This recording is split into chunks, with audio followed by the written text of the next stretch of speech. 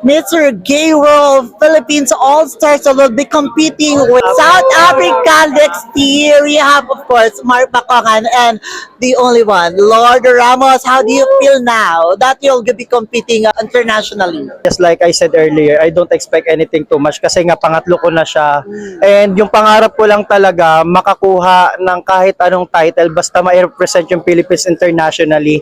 And I'm so happy na nangyari na siya. So nangyari na lahat ng nabayaran na lahat ng pagsisika, pagpapagod natin, Mami Ten, yung pagtsatsaga natin at pabalik-balik natin dito. And I'm so happy to represent the Philippines in South Africa this coming May, Mami Ten. Ayan, bawal ka na magbaranggayan.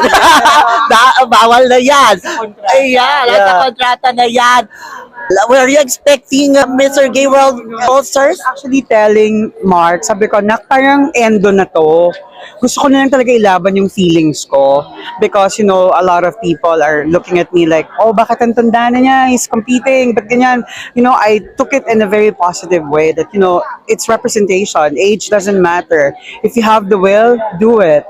And I wasn't really expecting, we were holding each other. And, alam mo bang tinanong pa niya sa akin kung nanalo siya? Sabi ko, anak, ikaw yung nanalo, ikaw.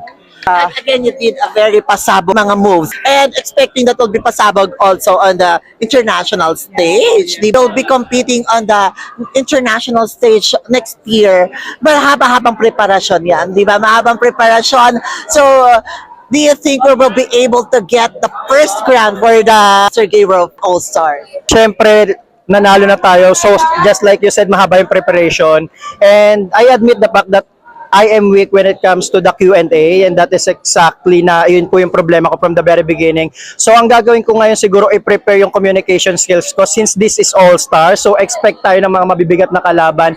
And also I want to stay in my core na always be myself kasi my story can inspire other people, not only here in the Philippines but I think in the whole world. So yun yung gagamitin kong strength, my story, my experience in life to win the first ever all-star crown. Talking to other medias kanina, sabi ko, I think deserve ng dalawa kasi because they have that attitude of, ayun nga, authentic, genuine, loyal, at totoo yung genuine yung kabaitan. Thank you.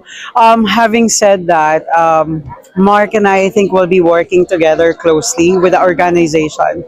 And I would be calling all the biggest shots that we have here in Manila to support the first MJ All-Star. MJ.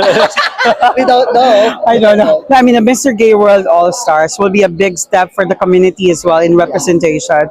And I believe that it's about time the government will do something about it. And I'll make sure that there will be there for us. Happy Pride and congratulations to the both of you. And we'll be waiting for your journey at South Africa. Thank you so much. Mami, Thank you so much.